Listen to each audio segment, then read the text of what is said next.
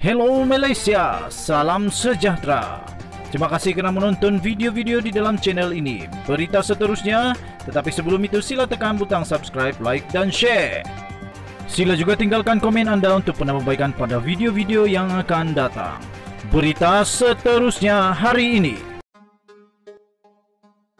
Hello, selamat petang. Kita teruskan berita terkini dipetik daripada inforakyat.net bertajuk Surat Terbuka buat Najib Razak. Semalam saya telah menghantar satu surat rasmi kepada Datuk Seri Najib Razak merayu dia bayar hutang cukai pendapatan tertangguh supaya 4 juta pelajar Malaysia mendapat laptop berkualiti secara percuma. Minggu hadapan saya akan bertemu dengan YB Menteri Kewangan untuk bincang kemungkinan mengenepikan beberapa prosedur tata kelola kewangan kerana yakin Najib bukan munafik bila bercakap isu rakyat. Maka sebaik sahaja dia bayar segera perlulah difikirkan menyegerakan 4 juta laptop percuma kepada pelajar. Surat seperti di bawah tarikh 18 Februari 2021 kepada YB Datuk Seri Muhammad Najib bin Tun Abdul Razak, bekas Perdana Menteri Malaysia dan pengerusi Kelab Penyokong Ahli Parlimen Barisan Nasional. YB Datuk Seri, rayuan mempercepatkan bayaran hutang tertunggak cukai pendapatan berjumlah 1,695,079,000 ringgit Malaysia. Sebagai rakyat Malaysia biasa, perkara di atas adalah dirujuk.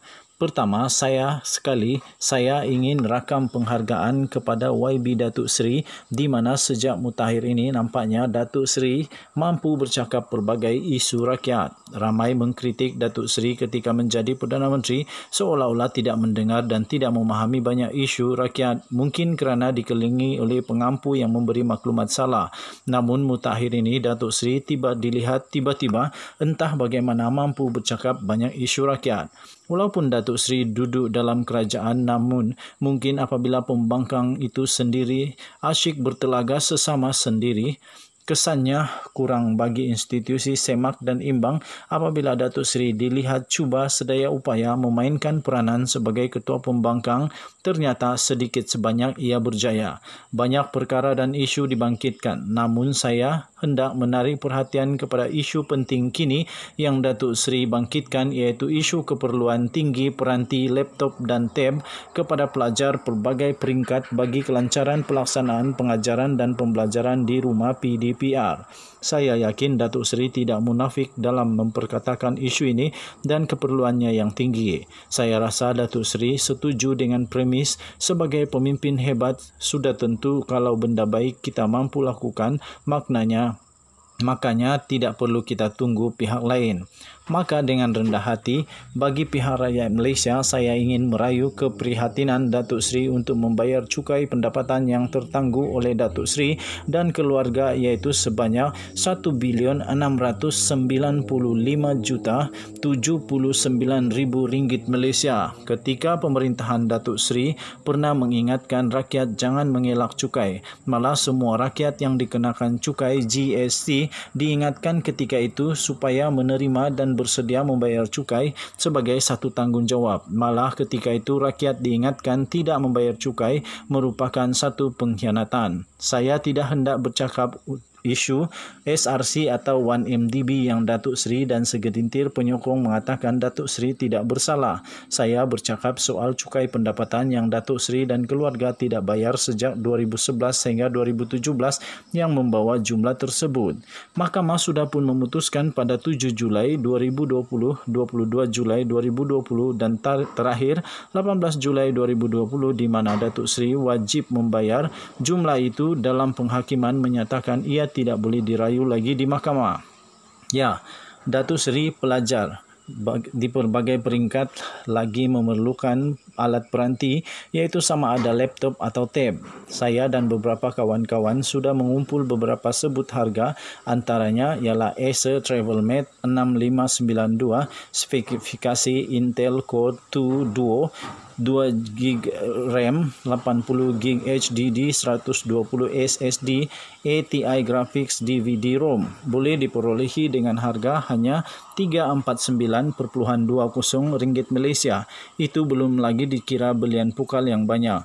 Ini membawa maksud apabila Datuk Seri membayar cukai pendapatan Datuk Seri yang tertunggak sejak 2011 itu, maka pasti sekitar 4.9 juta pelajar seluruh negara bakal mendapat peranti percuma. Isu tidak punya wang untuk cukai bagi Datuk Seri dan keluarga sudah tentu hampir tidak wujud. Cuma mungkin Datuk Seri perlu sedikit masa bagi mencairkan beberapa pegangan kewangan milik Datuk Seri dan keluarga yang bernilai berbelas mungkin berpuluh bilion.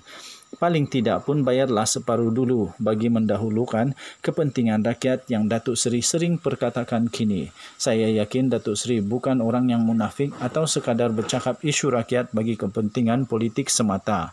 22 Februari 2021, saya akan bertemu YB Menteri Kewangan bagi menyampaikan kesediaan Datuk Seri membayar hutang cukai pendapatan tersebut dan ingin merayu pula kepada YB Menteri Kewangan agar mencari apa juga jalan bagi mengedepikan beberapa tata kelola kewangan bagi membolehkan cukai pendapatan yang Datuk Seri bayar itu nanti dapat terus digunakan bagi pelajar seluruh negara. Sekali lagi, saya sangat yakin bahawa Datuk Seri bukanlah seorang yang munafik yang hanya menggunakan nama rakyat bagi tujuan politik semata. Cuma mungkin kekhilafan tidak membayar cukai itu mungkin sama-sama boleh kita lupakan dengan kesediaan Datuk Seri membayar cukai itu dalam keadaan yang segera. Bagi pihak rakyat Malaysia, saya ingin mengucapkan ucapan setinggi penghargaan kesediaan Datuk Seri untuk membayar hutang cukai tertunggak dalam masa terdekat. Harapnya teruslah Datuk Seri bercakap berbagai isu yang mana peranan itu seharusnya peranan Ketua Pembangkang. Namun malangnya, Pembangkang sendiri sedang bergelut tidak tentu hala. Sekian dan terima kasih. Ditulis oleh Badrul Hisham Shahrin. Sekian berita, kita bertemu lagi pada berita akan datang. Selamat petang Malaysia, bye-bye.